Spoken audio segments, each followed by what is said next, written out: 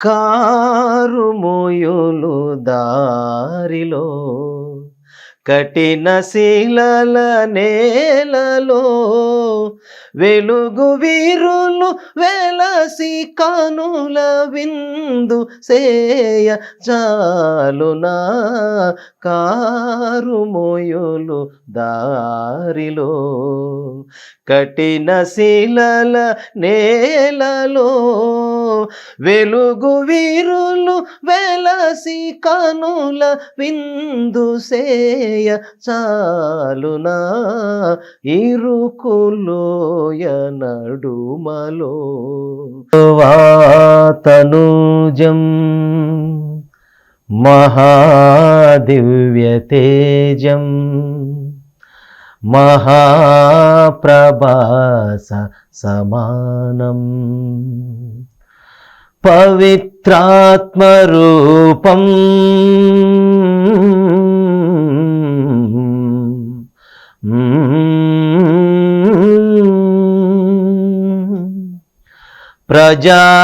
ప్రజాక్షేమదీపం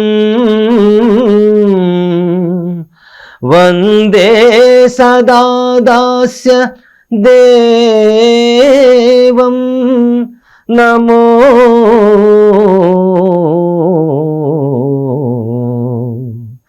క్రీస్తువే నమః. మహిమ ఘనత శక్తులెల్ల మహారాజు యేసు వశము. మహిమ ఘనత శక్తులెల్ల మహారాజు యేసు వశము.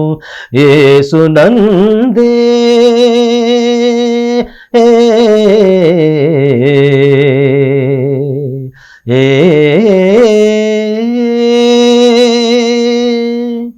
యేసునందే తూర్పు నుండి పడమర ఉత్తర దక్షిణ దిశలు యేసురాజు పరిమళ సువాసనలు గుబాళించెను. తూర్పు నుండి పడమర ఉత్తర దక్షిణ దిశలు మహిమ ఘనత శక్తులెల్ల మహారాజు యేసు వశము. మహిమ ఘనత శక్తులెల్ల మహారాజు యేసు వశము. యేసునందే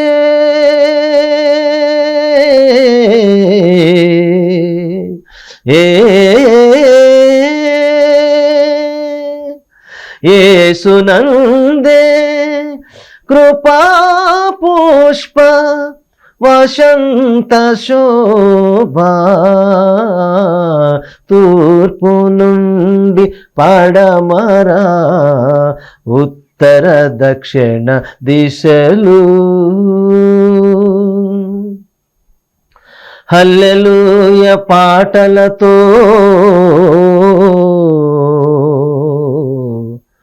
ఉల్లము జల్లని పొంగును.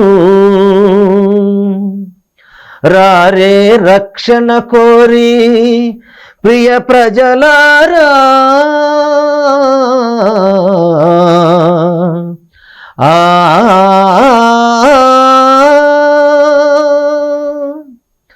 హల్లెలూయ పాటలతో ఉల్లము జల్లని పొంగును. హల్లెలూయ పాటలతో ఉల్లము జల్లని పొంగును. రారే రక్షణ కోరి ప్రియ ప్రజలారా ప్రియ ప్రజలారా ప్రియ ప్రజలారా. తూర్పు నుండి పడమర ఉత్తర దక్షిణ దిశలు యేసురాజు పరిమళ సువాసనలు గుబాళించెను.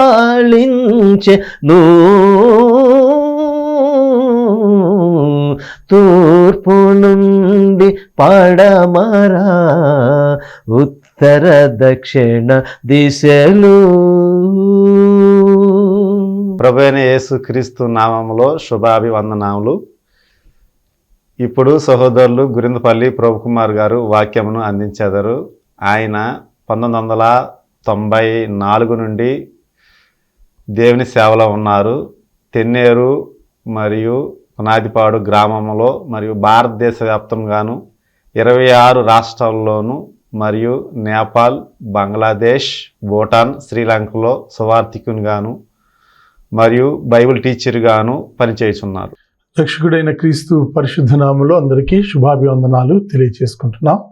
మనందరికీ తండ్రి అయిన దేవుని నుండి, అనేక కుమారుడైన యేసుక్రీస్తు నుండి కృపయు, కనికరము, సంతోషము, సమాధానం మనందరికీ ఎల్లప్పుడూ సమృద్ధిగా కలుగునుగాక. గడిచిన కాలమంతా మన తండ్రి అయిన దేవుడు మన సజీవుల లెక్కలో ఉంచి కాచి సంరక్షిస్తూ వస్తున్నందుకు మనందరి తరపున దేవునికి ప్రత్యేకమైన కృతజ్ఞతాస్తుతులు చెల్లిస్తున్నాం. ఈరోజు మంగళవారం 8 గంటలు అవుతుందనంటే యాత్రికుడు ప్రోగ్రాం ప్రారంభం అవబోతుందనేటటువంటి ఆలోచన మీ అందరికీ ఉండి ఉంటుందని నేను అనుకుంటున్నాను. పోయిన మంగళవారం నాడు 21వ తారీఖున తెలుగు కార్యక్రమాన్ని ప్రారంభించాం. 28న ఇంగ్లీష్ కార్యక్రమాన్ని ప్రారంభించాం. ఈరోజు మరలా తెలుగు కార్యక్రమాన్ని మీ ముందుకు తీసుకొస్తున్నాం. ఈ యాత్రికుడు అనేటటువంటి ఈ కార్యక్రమానికి మా ప్రియ సహోదరి సహోదరులందరినీ, మా స్నేహితుల్ని, శ్రేయోభిలాషులందరినీ సాదరంగా ఆహ్వానిస్తున్నాం.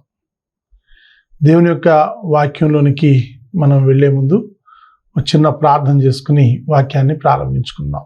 పరలోకమందున్న మా తండ్రి, పరిశుద్ధులైన మా దేవ, మీ ఘనమైన పరిశుద్ధమైన పాదాలకు వేలాదిగా స్తుతులు స్తోత్రాలు చెల్లిస్తున్నాం. మా దేవ, గడిచిన కాలం అంతా మీ బలమైన బాహుల చాటున మమ్మల్ని సురక్షితంగా కాచి సంరక్షించి ఇప్పటి వరకు సజీవ లెక్కలో ఉంచినందుకు మీ కృతజ్ఞతాస్తుతులు చెల్లిస్తున్నాం. ఎన్నో రకరకాలైనటువంటి వ్యాధులు, బాధలు, ప్రకృతి వైపరీత్యాలతోటి అనేక మంది వారి ప్రాణాలను కోల్పోతూ ఉండగా మాకు మాత్రం ఇలాంటి సజీవ లెక్కల్లో ఉండేటటువంటి భాగ్యాన్ని మీరు ఇచ్చినందుకు మీ కృతజ్ఞతాస్తుతులు చెల్లిస్తున్నాం. ముఖ్యంగా ఈ యాత్రికుడి కార్యక్రమానికి ఎవరైతే ఆసక్తి చూపించి చూడాలని, వినాలని సిద్ధపడుతున్నారో ఆ బిడ్డలందరినీ కూడా జ్ఞాపకం చేసుకోండి. ఈ కార్యక్రమం ప్రారంభం నుంచి చివరి వరకు సక్రమంగా నా ద్వారా మీరు మా అందరితో మాట్లాడాలని బ్రతిమాలి వేడుకుంటూ క్రీస్తు ప్రభు పరిశుద్ధ నామమున అడిగి వేడుకొనుచున్నాము తండ్రి, ఆమేన్. మంచిది. ప్రియ సహోదరి సహోదరులారా, పోయిన మంగళవారం నాడు మనం మాట్లాడుకున్నటువంటి మాటల్లో ఒక వ్యక్తి యాత్ర చేసినటువంటి దినాలు వేరు, జీవించినటువంటి దినాలు వేరని చాలా పెద్ద వయసులో ఉన్నటువంటి యాకోబు తన 130వ సంవత్సరంలో చెప్పినటువంటి స్టేట్మెంట్. నేను యాత్ర చేసిన దినాలు 130, కానీ నేను జీవించినవి అన్ని కాలేదు. అంత మాత్రమే కాకుండా మా పితరులు జీవించినంత కాలం నేను జీవించలేకపోయానని వాపోయాడు. కనుక అప్పుడు చివరిగా మనం ఏం మాట్లాడుకున్నామంటే, మా ఈ ప్రయత్నంలో ఉన్నటువంటి ముఖ్యమైనటువంటి విషయం ఏంటంటే అందరూ అన్ని సంవత్సరాలు జీవించాలి, యాత్ర చేయటం కాదు. యాత్ర చేసినందువల్ల ఎంతో విలువైనటువంటి సమయాన్ని, జీవితాన్ని మనం పోగొట్టుకుంటున్నాం. కాబట్టి యాత్ర అనే మాట కాకుండా మనం జీవించాలి. జీవిస్తే జీవితం ఒక సుందర స్వప్నం లాగా మిగిలిపోద్ది. జీవితంలో అన్ని రుచుల్ని చక్కగా ఆస్వాదించవచ్చు. జీవితంలో అన్ని బంధాలని చక్కగా అనుభవించవచ్చు. కాబట్టి యాత్రికుడు కార్యక్రమంలో యాత్ర చేయటం కాకుండా జీవించాలనే మాటని మనం చదువుకుని పోయిన మంగళవారం నాడు ముగించుకున్నాం.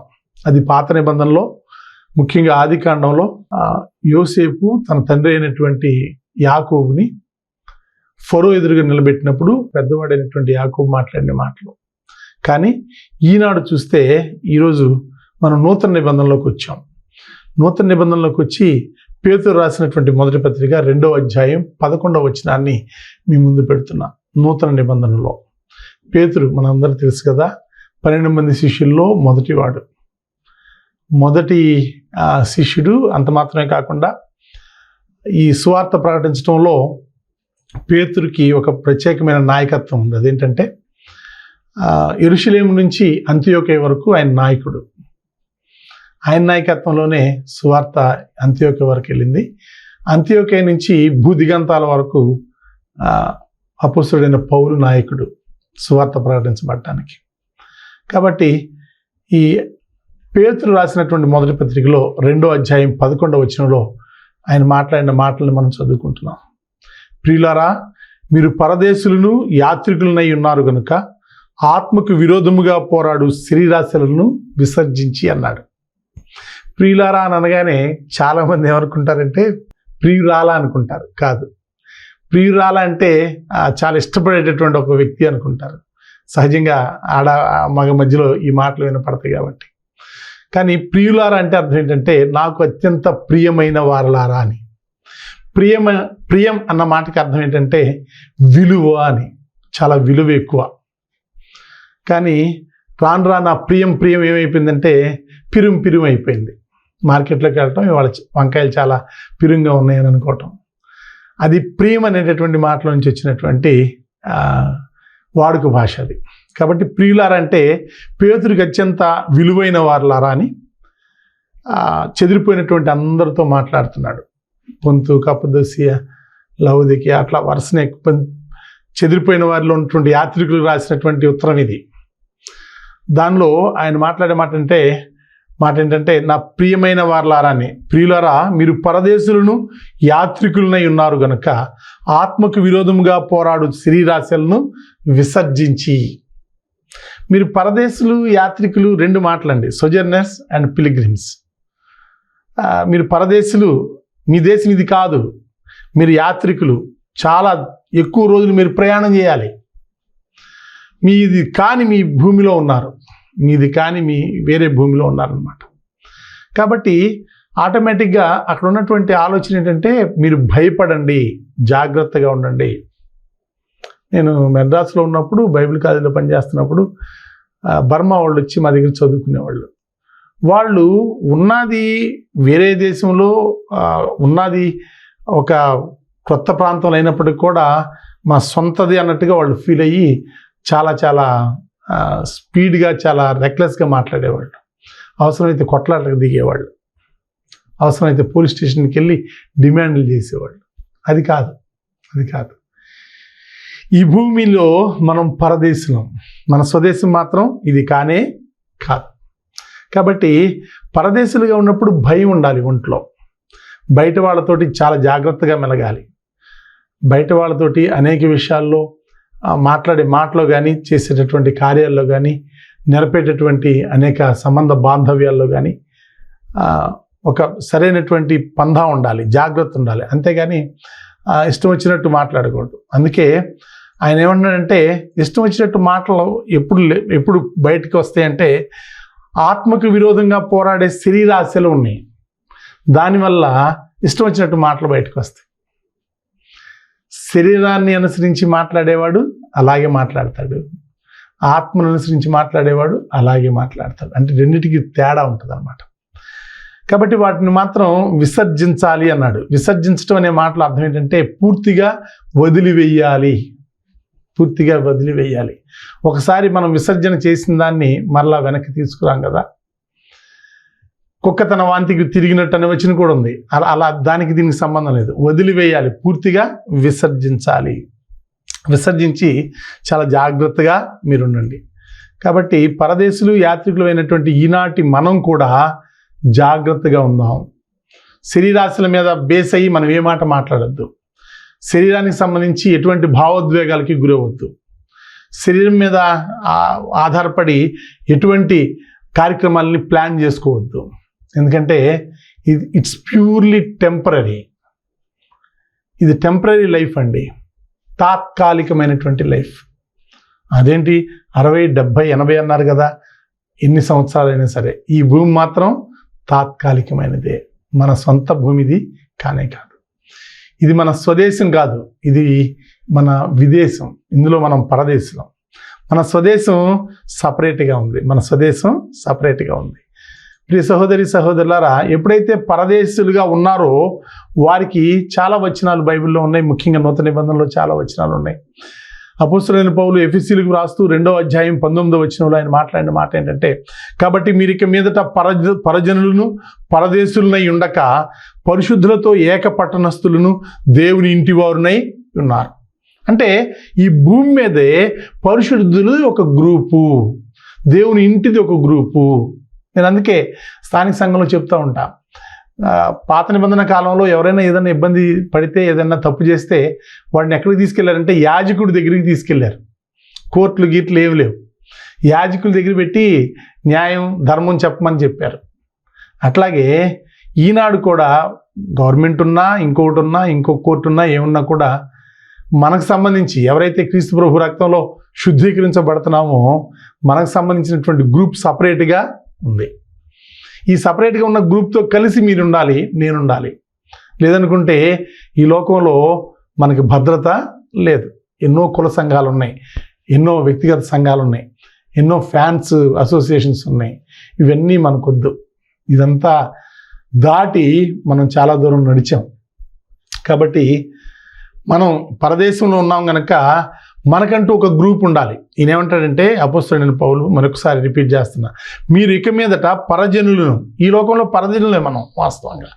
కానీ ఎప్పుడైతే బాప్తిసం తీసుకున్నామో, those who baptised in to the body of Christ, వాళ్ళకి ఒక దాన్ని ఏమంటారంటే భరోసా మాట ఇది. పరదేశులను పరజనులై ఉండక పరిశుద్ధులతో ఏక పట్టణస్థులను దేవుని ఇంటి వారునై ఉన్నారు. పరిశుద్ధులతో ఒక పట్టణం అండి, ఇక్కడ లేదులేండి, పరలోకంలో ఉంది. కానీ ఈ భూలోకం మనకందరికీ టెంపరీ. పరిశుద్ధులందరూ కూడా ఒక గ్రూప్గా ఉన్నారు, దేవుని ఇంటి వారం మనం. కాబట్టి భూమి మీద ఉన్నప్పుడు మనకు దేవుడు ఇచ్చేటటువంటి ఒక గొప్ప అవకాశం ఇది. భూమి మీద ఉండగానే పరలోకాన్ని స్వతంత్రించుకోబోయే ఒక గ్రూప్లో భాగస్వాములుగా ఉంటాం. ఎంతగా ఆయన ధైర్యపరుస్తున్నారంటే, మీరు ఇక మీదట పరజనులను పరదేశులనై ఉండకుండా పరిశుద్ధులతో ఏక పట్టణస్థులను దేవుని ఇంటి వారినై ఉన్నారు. అంటే ఈ లోకంలో కూడా మీకు గ్రూప్ ఉంది, మీకు సహవాసం ఉంది, మీకు సహోదరులు ఉన్నారు, మీ తరపున మాట్లాడేవాళ్ళు ఉన్నారు. పోనీ ఎవరికైనా అన్యాయం జరుగుతుందంటే మీరు వారి తరపున మాట్లాడటానికి అవకాశం ఉంది. కాబట్టి ఆ గ్రూప్లో మీరు భాగస్వాములు అయ్యారు. అదే గ్రూప్ అంటే క్రీస్తు ప్రభు శరీరంలో అవయవాలుగా ఉన్నటువంటి గ్రూప్. మరొక వచనం, ఫిలిప్పీ పట్టణంలో ఉన్నటువంటి సంఘస్థులతోటి 3వ అధ్యాయం 20వ వచనంలో మనం చదువుకునేది ఏంటంటే, ఇవన్నీ క్రైస్తవులందరికీ కంఠస్థ వాక్యాలే, బాగా తెలిసినటువంటి మాటలే. ఫిలిప్పీకి రాసిన పత్రిక 3వ అధ్యాయం 20వ వచనం, కాబట్టి మీరు ఇక మీదట 3వ వచనం, వారి పౌరసత్వము పరలోకములో ఉన్నందున వారు ఈ ప్రపంచంతో అనుబంధం కలిగి ఉండకూడదు. వారి పౌరసత్వం పరలోకంలో ఉంది కాబట్టి వారు ఈ ప్రపంచంతో అనుబంధం కలిగి ఉండకూడదు. ఎవరి పౌరసత్వం? పరిశుద్ధుల పౌరసత్వం పరలోకంలో ఉంది. పరలోక పౌరసత్వం కలిగినటువంటి వాళ్ళు. ఫిలిప్పీయులకు రాసిన పత్రిక 3వ అధ్యాయం 20వ వచనం. నేను చదవట్లేదు, మీరు ముందుకు వెళ్ళండి. కాబట్టి ప్రియ సహోదరి సహోదరులారా, మన పౌరస్థితి పరలోకమందున్నది, మన ఐడెంటిటీ పరలోకమందున్నది. కాబట్టి పరలోకంలో మన ఐడెంటిటీ ఉంది కాబట్టి ఈ ప్రపంచంతో మనకి ఎటువంటి అనుబంధం లేదు. ఇందులో మనం రెసిడెంట్స్మే. మనం ఇన్హెరిట్ చేయబోయేది, స్వతంత్రించుకోబోయేటటువంటి పరలోకం మనకు వేరుగా ఉంది. కాబట్టి ఎవరైనా సరే ఈ భూలోకంలో ఉన్నప్పుడు పరజనులు అనేటటువంటి భావం కలిగి ఉంటూ, దాంతోపాటుగా దేవుడు ఇచ్చినటువంటి మరొక భరోసా ఏంటంటే, నువ్వు ఒక్కడవే కాదు, నీతో పాటు ఒక గ్రూప్ ఉంది. ఆ గ్రూప్తో కలిగి సహవాసం కలిగి ఉండాలి. యాకోబు రాసినటువంటి పత్రికలో 4వ అధ్యాయం 4వ వచనంలో ఆయన చాలా ఇంకొంచెం లోతుగా గట్టిగా మాట్లాడాడు. ఏమన్నాడంటే, వ్యభిచారునులారా అన్నారు. వ్యభిచారినులారా అన్నారు. అసలు ఆ మాట అంత డైరెక్ట్గా యాకోబు ఎందుకు మాట్లాడాడు? అక్కడ ఉన్నటువంటి బ్యాక్గ్రౌండ్, అక్కడ ఉన్నటువంటి పరిస్థితి అంతా మనం చెప్పుకోవచ్చు, కానీ అది ఇప్పుడుకి సంబంధించినటువంటి విషయం కాదు కాబట్టి నేను లోపలికి వెళ్ళట్లా. అంటే ఎక్కువ వ్యభిచారం ఉంటుంది అనుకోవాలి కదా. వ్యభిచారులారా, ఈ లోక స్నేహము దేవునితో వైరమని మీరు ఎరుగరా. ఒక వ్యక్తి ముఖ్యంగా స్త్రీ కానీ పురుషుడు కానీ వ్యభిచారం చేస్తున్నాడు అని అంటే అది దేవునితో వైరమని తెలిసి చేస్తున్నారంటారా, తెలియక చేస్తున్నారంటారా? నా ఆలోచన ఏంటంటే అందరితో పాటు మనం కూడా వాళ్ళని తిట్టకుండా మనం ఆలోచిద్దాం. ఎవరు కూడా వారు తప్పు చేయాలని అనుకోరు. ఎవరు కూడా తెలిసి ఊబిలో దిగిపోవాలని అనుకోరు. ఏదో కారణాలు ఉంటాయి. వాళ్ళ మొహం మీద డైరెక్ట్గా నిందించకుండా, బ్లేమ్ చేయకుండా వాళ్ళకి ప్రేమ చూపించి వాళ్ళకి దగ్గరయ్యి వీలైతే వాళ్ళని మార్చి క్రీస్తు ప్రభు శరీరంలో అవయవాలుగా మనం చేయటానికి ప్రయత్నం చేయాలి. చాలా ఆర్గనైజేషన్స్ పనిచేస్తున్నాయి ఇప్పుడు. ఎవరైతే ప్రాస్టిట్యూట్స్గా ఉన్నారో వాళ్ళందరికీ సహాయం చేసి వాళ్ళందరినీ దేవునితో కూడా సహవాసం కలిగి ఉండటానికి ఉండేటట్టుగా ప్రయత్నం చేస్తున్నాయి అన్నమాట. వ్యభిచారులారా, ఈ లోక స్నేహము దేవునితో వైరమని మీరు ఎరుగరా? కాబట్టి ఎవడు ఈ లోకంతో స్నేహం చేయగోరునో వాడు దేవునికి శత్రువగును. ఈ లోకంలో ఉంటున్నాం, ఈ లోకంలో జీవిస్తున్నాం, ఈ లోకంలో తింటున్నాం, ఈ లోకంలో కట్టుకుంటున్నాం, ఈ లోకంలో చదివించుకుంటున్నాం పిల్లల్ని, ఈ లోకంలో ఇల్లు కట్టుకుంటున్నాం. మరి తప్పదు కదా ఈ లోకంతో స్నేహం చేయాలి కదా అంటే కాదంట. ఇది చాలా కష్టమైనటువంటి పని అండి. దేవునితో పోట్లాట వస్తుంది. వైరమని ఎరుగరా? ఈ లోకంతో ఎవడైతే స్నేహం చేయాలని ఆశపడతాడో దేవునికి శత్రువు అయిపోతాడు. కాబట్టి చాలా చాలా కష్టం అండి. చాలా చాలా కష్టం అండి. We are in the world but not of the world అంటారు. ఒక పడవ ఉంది, ఆ పడవలో లేకపోతే చిన్న దోణి ఉంది, అందులో ఉన్నటువంటి వ్యక్తి సముద్రంలోనే వెళ్తున్నాడో లేకపోతే ఒక కాలువలో వెళ్తున్నాడు, కానీ కాలువకు సంబంధించినటువంటి వ్యక్తి కాదు. నేను కాలువకు సంబంధించిన వ్యక్తి కదా అని చెప్పి వాటర్లో దిగిపోతే ప్రాణం పోగొట్టుకుంటాడు. అలాగే ఈ లోక స్నేహము వైరము. ఒకవేళ ఈ లోకాన్ని కనుక మనం ఆశిస్తే దేవునితోటి శత్రుత్వం కొని తెచ్చుకోవాల్సి వస్తుంది. కాబట్టి ప్రియ సహోదరి సహోదరులారా, ఈ మాటలన్నీ చదువుతున్నప్పుడు చాలా చాలా లోతుగా మనకి అర్థమవుతుంది. యోహాను రాసినటువంటి మొదటి పత్రిక 2వ అధ్యాయం 15వ వచనంలో, ఈ లోకమునైనను లోకములో ఉన్న వాటినైనను ప్రేమింపకుడి. మరి ఎలాగా వాస్తవంగా ఈ లోకంలో ఉన్నంతా నేత్రాశ, శరీరాశ, జీవడమ్మి అంటారు కదా, దీంట్లోనే ఉంటుంది. నెక్స్ట్ అంటే ఏదైతే కంటికి కనబడుతుందో దానికి మనం టెంప్ట్ కాకూడదు. ఏదైతే శరీరం ఆశిస్తుందో దానికి మనం లోబడిపోకూడదు. ఎప్పుడు కూడా డంబాలు పలకటానికి మనం ప్రయత్నం చేయకూడదు.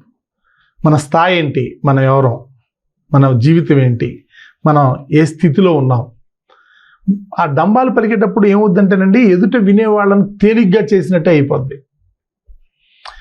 నేనేంటో చెబుతున్నాను అనుకోండి, ఎదుట వినే అతను కించిత్ బాధపడటానికి అవకాశం ఉంది. అయ్యో ఆయన్ని దేవుడు అలా వాడుకుంటున్నాడు, అలా ఆశీర్వదించాడు, నాకు లేదే అని బాధపడే అవకాశం ఉంటుంది. కాబట్టి జీవపు డంబాలు ఏమి మనకు అవసరం లేదు. ఈ లోకంలో ఉన్న వాటిని నేను ప్రేమింపకుడి. ఎవడైనా లోకమును ప్రేమించిన ఎడలా తండ్రి ప్రేమ వానిలో ఉండదు. విరోధం వస్తే ఇంకా ప్రేమ ఎలా ఉంటుంది? భూమి మీద ఉన్నటువంటి తల్లిదండ్రులకి బిడ్డలకి విరోధం వస్తేనే ప్రేమ ఉండదు. కొంతకాలం మాట్లాడుకోరు. ఈ మధ్యకాలంలో మరీ సంవత్సరాలు మాట్లాడుకోవట్లేదు. తల్లిదండ్రులు బిడ్డలే. చాలా ఆశ్చర్యం. గతించిపోయిన కాలమే మంచిది అంటారు కదా, అప్పుడు ఉన్నటువంటి బంధాలు బాంధవ్యాలే మంచిది. కానీ ఇప్పుడు ఎవరు పట్టుదలలకు పోతున్నారు. ఈ కోర్టులు, లాయర్లు అందరూ కూడా ఈ పట్టుదలలకు పోయే వాళ్ళతోనే వాళ్ళకి అవసరాలు ఉంటాయి. లేకపోతే ఈ పట్టుదలలకు పోయే వాళ్ళే కోర్టులు, లాయర్ని ఆశ్రయించి వాళ్ళకి పేమెంట్లు కట్టి తిరుగుతూ ఉంటారు. కొంచెం తగ్గించుకుంటే, కొంచెం పట్టుదల తగ్గించుకుంటే, కొంచెం మాట్లాడితే, కొంచెం జాలి చూపిస్తే ఆటోమేటిక్గా అన్ని సమస్యలు పరిష్కారం అయిపోతాయి. ఇంకోటి తెలుసా, కోర్టులో కూడా చివరికి లాయర్లు ఏం చెప్తారంటే లోక్ అదాలత్కి వెళ్ళండి, లోక్ అదాలత్కి వెళ్తే కాంప్రమైజ్ అవ్వండి. ఈ పరిష్కారం అనేది డే 1నో 2నో జరిగితే ఇంకా బెటర్. ఇటువంటి అమౌంట్లు అంతా పోకుండా ఉంటుంది. పట్టుదల లేకుండా ఉండాలి. మనల్ని మనం తగ్గించుకోవాలి. ఎదుటివారిని స్వచ్ఛంగా ప్రేమించాలి. వీలైనంత వరకు ఒక సమూహంగా, ఒక సంబంధ బాంధవ్యాలతోటి సహవాసం, ఆరోగ్యకరమైనటువంటి సహవాసంలో ముందుకి కొనసాగగలగాలి.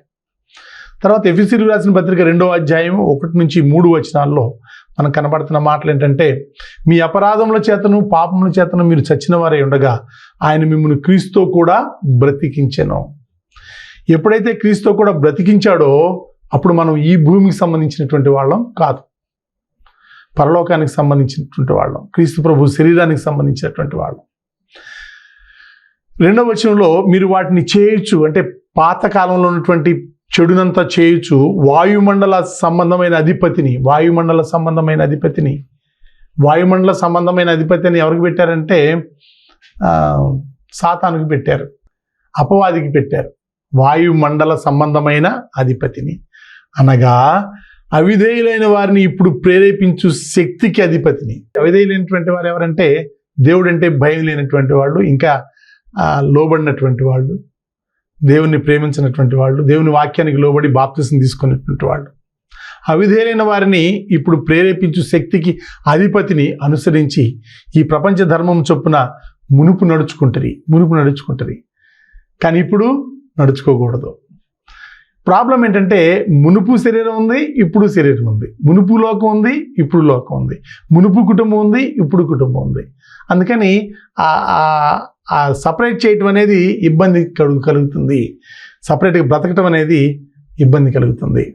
3వ వచనం చివరిగా చదువుకుందాం. వారితో కలిసి మనమందరమును శరీరము యొక్కయు మనసు యొక్కయు కోరికలు నెరవేర్చుకొనుచు మన శరీర ఆశలను అనుసరించి మునుపు ప్రవర్తించుచు కడమ వారి వలనే స్వభావ సిద్ధముగా దైవోగ్రతకు పాత్రులమై ఉంటిమి. కానీ ఇప్పుడు మాత్రం దైవోగ్రతకి మనం పాత్రులం కాలేదు.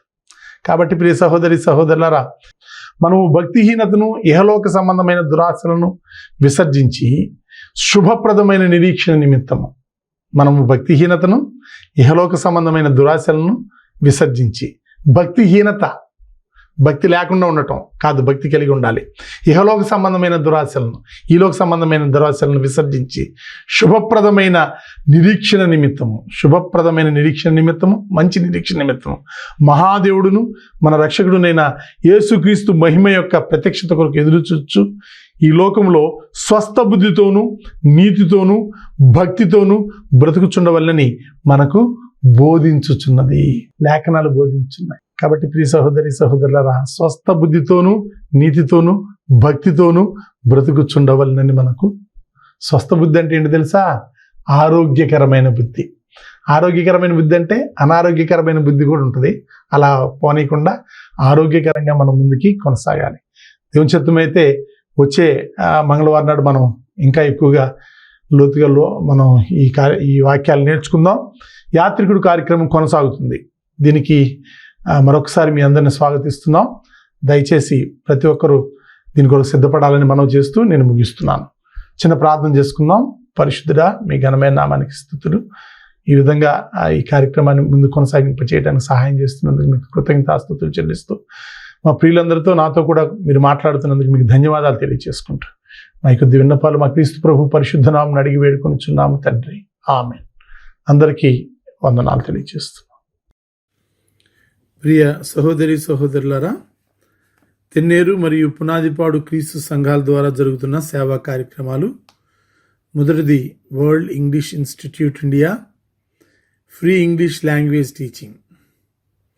రెండవది Michael school of theology, Bible teaching. మూడవది Dorcas foundation for downtrodden women programme. నాలుగవది టీవీ ప్రోగ్రాం యాత్రికుడు తెలుగులో, లైఫ్ ఆఫ్ క్రైస్ట్ ఇంగ్లీష్లో ప్రతి మంగళవారం రాత్రి 8 గంటల నుంచి 8:30 వరకు ప్రార్థనా ఛానల్ ద్వారా ప్రసారం చేయబడుతున్నాయి. ఐదవది యంగ్ ప్రీచర్స్ అసోసియేషన్. ఆరవది యాత్రికుడు టీవీ క్లబ్. ఏడవది podcast masters word in the miserable world. ఎనిమిదవదిగా monthly Zoom meeting, subject life of Christ, ప్రతి నెల చివరి మంగళవారం రాత్రి 7 గంటల నుంచి 8:30 వరకు. 9వదిగా పర్సనల్ ఎవాంజలిజం, వ్యక్తిగత సువార్త సేవ. 10వదిగా పబ్లిక్ గాస్పెల్ మీటింగ్స్, సువార్త సదస్సులు. వీటిల్లో దేనిలోనైనా మీరు పాల్గొనాలంటే మేము మనస్ఫూర్తిగా ఆహ్వానిస్తున్నాం. రండి, మాతో కలిసి ఈ కార్యక్రమాల్లో పాల్గొనండి. లేదా మీ దగ్గర ఈ కార్యక్రమాల్లో ఏదైనా జరపబడాలి అంటే దయచేసి మా వాట్సాప్ నెంబర్కి సంప్రదించండి. అందరికీ వందనాలు.